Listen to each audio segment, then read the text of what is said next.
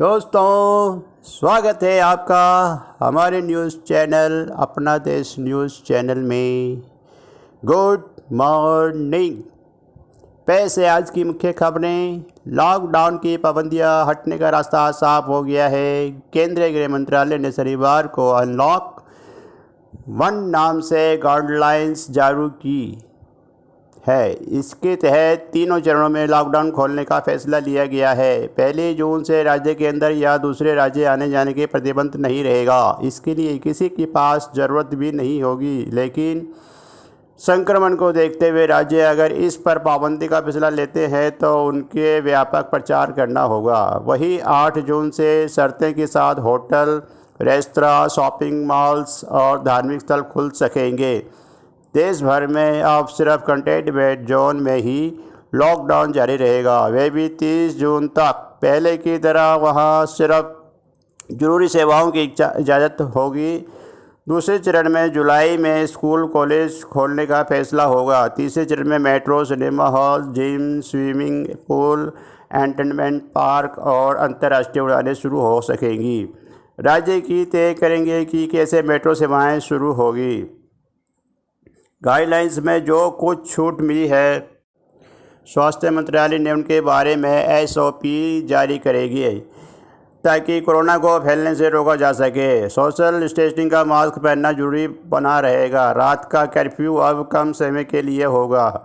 ये रात 9 बजे से सुबह 5 बजे तक रहेगा। पहले कर्फ्यू शाम 7 से 7 था। अब जो ज़रूरी चीज़ें हैं उसके लिए कर्फ्यू नहीं होगा। केंद्र में 65 साल से ज़्यादा के बुजुर्ग, 10 साल से कम के बच्चे और गर्भवती महिलाओं को घर में ही रहने की सलाह दी है। प्रदेश हालत को देखते हुए पाबंदियां लगा सकते हैं। तो पैसे अब अगली खबर। राजधानी के किस अस्पताल में कितने बेड या वेंटिलेटर खाली हैं, सोमवार को घर बैठे जान सकेंगे। दिल्ली के मुख्यमंत्री अरविंद केजरीवाल ने शनिवार को कहा है कि सरकार अस्पतालों में बेड की उपलब्धता के बारे में लोगों को सूचना देने के लिए ऐप बना रही है, जिसे सोमवार को लॉन्च करेगी। इसके जरिए एक एक अस्पताल का डेटा मिलेगा कि किस अस्पताल में कितने बेड वेंटिलेटर खाली है।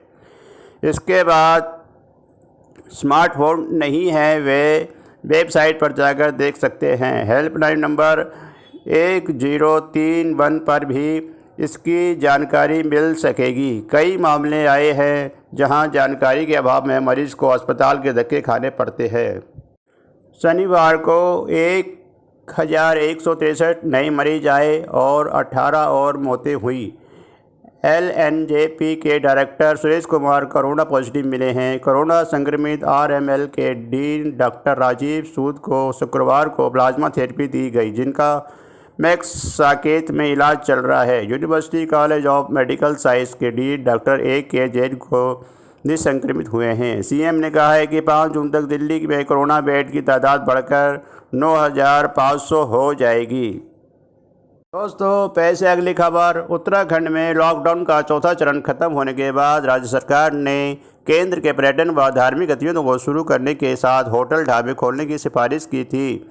अब उस पर सहमति बनती दिख रही है। उत्तराखंड सरकार को उम्मीद के अनुसार केंद्र सरकार के राज्य को ये गतिविधियां शुरू करने के लिए बड़ी राहत दी है। 8 जून से राज्य इन गतिविधियों को खुद ही के नियम तैयार करने शुरू कर सकेगा। साथ ही ये भी माना जा रहा है कि जल्द ही 4 धाम यात्रा की भी इजाज़त मिल जाएगी। गौरतलब के लिए है कि प्रदेश के करीब काबीना मंत्री और शासकीय प्रवक्ता मदन कौशिक ने कहा था कि उत्तराखंड की अर्थव्यवस्था पर्यटन व धार्मिक गतिविधियों पर निर्भर है। ऐसे में इन्हें लंबे समय तक बंद नहीं कर सकते। हरिद्वार विधानसभा क्षेत्र के तीर्थ पुरोहित और पांडे मिलकर भी उन्हें धार्मिक गतिविधियों को शुरू करने की मांग कर रहे हैं। हालांकि सूबे में कोविड-19 के मामले लगातार बढ़ने से सरकार की चिंता कम नहीं हुई है। शनिवार शाम के हेल्थ बुलेटिन के अनुसार कोविड-19 के 749 मामले उत्तराखंड में पाए जा चुके हैं। मौजूदा हालत को देखते हुए कहा जा रहा है कि अभी सिर्फ सीमित संख्या में ही श्रद्धालुओं को ये अनुमति मिल सकेगी। 25 मार्च से राज्य के सभी प्रमुख मठ मंदिर श्रद्धालुओं के लिए बंद हैं। गंगोत्री यमुनोत्री धाम के कपाट 26 अप्रैल, केदारनाथ धाम के कपाट 29 अप्रैल व बद्रीनाथ धाम के कपाट 15 मई को सीमित संख्या में श्रद्धालुओं के लिए खोल दिए जाएंगे। दोस्तों पेश है अब अगली खबर। दिल्ली प्रदेश कांग्रेस कमेटी के प्रदेश और साउथ एमसीडी में कांग्रेस के सदन के नेता अभिषेक दत्त ने अपने निर्वाचन क्षेत्र कस्तूरबा नगर समेत दिल्ली के कई अन्य क्षेत्रों में रहने वाले सैकड़ों प्रवासी मजदूरों को उनके घर भेजने के लिए बसों की व्यवस्था की। करीब 14 बसों के जरिए 400 से ज़्यादा मजदूरों को उनके घर भेजा गया। ये सभी प्रवासी मजदूर बिहार के बेगूसराय, मधुबनी, मुजफ्फरपुर, सिवान और यूपी के रायबरेली और मध्य प्रदेश के दमोह और छतरपुर जिले के रहने वाले थे। दोस्तों पेश अगली खबर। स्पेशल सेल ने अंतर्राष्ट्रीय ड्रग तस्करों को 2 करोड़ की ड्रग्स के साथ गिरफ्तार किया गया है। आरोपियों ने ई पास बनवाया हुआ था जिसकी आड़ में नक्सल प्रभावित एरिया के ड्रग्स लेकर पंजाब में सप्लाई देने जा रहे थे। आरोपियों के पास से टीम ने कार जब्त कर ली है। डीसीपी पीएस कुशवाहा के मुताबिक एसीपी अतर सिंह के सुपरविजन में इंस्पेक्टर शिव कुमार व टीम की सूचना मिली थी कि गिरफ्तार आरोपियों की पहचान पंजाब के होशियारपुरी निवासी शान मसीहा 28 और चेतन पटियाला 28 के तौर पर हुई है। सूचना के आधार पर बुढ़ारी चौक रात 11:30 बजे ट्रैप लगाया गया था। ये लोग पंजाब में प्रवासी मजदूरों के यूपी, झारखंड, बिहार जैसे राज्यों में पहुंचने के लिए जारी ई पास का मिसयूज़ करते हुए दिल्ली और पंजाब में ड्रग्स लाने में लगे थे। झारखंड के हजारीबाग से नशे की खेप लेने और एसडीएम होशियारपुर द्वारा जारी ई पास हासिल करने के लिए झारखंड गए थे। वहां के ऑफिस की खेप खरीदी थी। लॉकडाउन अवधि के दौरान प्रवासी मजदूरों के परिवहन के लिए जारी ई पास में झारखंड से दिल्ली और पंजाब में ऑफिस की तस्करी के लिए ये तीसरा राउंड था। ये भी खुलासा किया गया है कि पंजाब में गुरमीत सिंह इस ड्रग सिंडिकेट का सरगना है। दोस्तों पेश है अब अगली खबर। कोरोना के नाम पर ऐसे शिकार बना रहे हैं हैकर्स। लॉकडाउन में साइबर अपराध के मामलों में काफ़ी तेज़ी आई है। आजकल हैकर्स आम लोगों को अलग अलग तरीके से कोरोना वायरस का डर दिखाकर ठग रहे हैं। कहीं आप भी उनके निशाने पर तो नहीं हैं? जानने के लिए ये रिपोर्ट पढ़िए, सुनिए। गुड़बार निवासी मुकेश कुमार को फ़ोन करके जालसाजों ने इंश्योरेंस प्रीमियम भरने के बात कही और 2 लाख रुपए ठग लिए। यहाँ तक कि ठगों में उन्हें इस 2 लाख रुपए की नकली रसीद भी दे दी। सरकारी डॉक्टर सुनील कुमार को अपने दोस्त के फेसबुक आईडी से मदद का मैसेज आया और उन्होंने उसके खाते में 15,000 रुपये ट्रांसफ़र कर दिए। बाद में पता चला कि दोस्त की आईडी हैक हो गई थी। खुद को एक नामी कंपनी का वॉलेट कंपनी के कर्मचारी बताकर जालसाजों ने आकांक्षा से 4,999 रुपये का रिवार्ड जीतने के बाद कहीं और व्हाट्सएप पर लिंक भेजा। आकांक्षा ने लिंक क्लिक किया, उसके खाते में 30,000 रुपये चले गए। करोड़ों की लॉटरी। दोस्तों इसी तरह की बहुत सारी घटनाएं हो चुकी हैं। अब इससे ठगी से बचने के लिए आपको क्या करना होगा ये सुनिए। अगर आप साइबर फ्रॉड का शिकार होते हैं तो क्या करें? इसका सामान्य सा जवाब यही है कि पुलिस में शिकायत दर्ज करवाएं, लेकिन कई मामलों में पुलिस भी कुछ नहीं कर पाती है। इस बारे में कर्मच बताते हैं कि इसके लिए गृह मंत्रालय का पोर्टल है जो साइबर क्राइम के मामलों का ही निपटारा करता है, तो आप वहां पर शिकायत कर सकते हैं। कई बैंक अकाउंट का भी इंश्योरेंस करते हैं तो वे भी कराकर रखें। सुनील बताते हैं कि अपने बैंक को भी ठगी के बारे में सूचित करना चाहिए। दोस्तों पेश है अब सिने जगत की खबर। इस साल बॉलीवुड में 2 बड़ी शादियों की तैयारियां थी। इसमें पहली एक्टर वरुण धवन और काफ़ी अरसे के उनकी गर्लफ्रेंड नताशा दलाल की जोड़ी थी। वहीं दूसरा नाम रणबीर कपूर और आलिया भट्ट का था। दोनों ही जोड़ी को अपनी फैमिली की ओर से शादी की हरी झंडी मिल चुकी थी, लेकिन इसी बीच कोरोना के चलते लॉकडाउन हो गया और तमाम तरह की सेलिब्रेशन पर रोक लगा दी गई। ऐसे में तमाम लोगों ने अपनी शादियां पोस्टपोन कर दी है। हालांकि इन दोनों कपल की शादियां इस साल के आखिर में होनी थी, लेकिन इन दोनों की कपल्स की शादियों को अगले साल के लिए टाल दिया गया है। दोस्तों पेश है अब अगली खबर। कोरोना संक्रमण के मामले पर नज़र रखने के लिए और समय रहते आगाह करने के लिए सरकार एक सुपर मॉडल बना रही है। इसके तहत कई गणितीय मॉडल्स का इस्तेमाल किया जाएगा। साइंस एंड टेक्नोलॉजी डिपार्टमेंट की ये कवायद का मकसद सरकार को समय रहते कोरोना के नए केसों के बारे में आगाह करना है, ताकि संक्रमण से बचाव और इलाज के लिए ज़रूरी इंतजाम किए जा सकेंगे। आपदा प्रवचन, मानसून और मौसम की भविष्यवाणी में कई मॉडल ने मिली सफलता के बाद कोविड-19 के मामले में भी सुपर मॉडल बनाने का फैसला किया गया है। ये पूरी देश के लिए काम करेगा। इसके कामकाज पर वे एक सलाहकार समिति नज़र रहेगी। इस प्रोजेक्ट के तहत कोरोना से संबंधित आंकड़ों को संग्रहित करने के साथ ही इनका लगातार विश्लेषण किया जाएगा ताकि पता चल सके कि किन इलाकों में क्या स्थिति पैदा हो रही है। इसके मुताबिक ही भविष्यवाणी करके सरकार को जरूरी कार्रवाई के लिए अलर्ट किया जा सकेगा।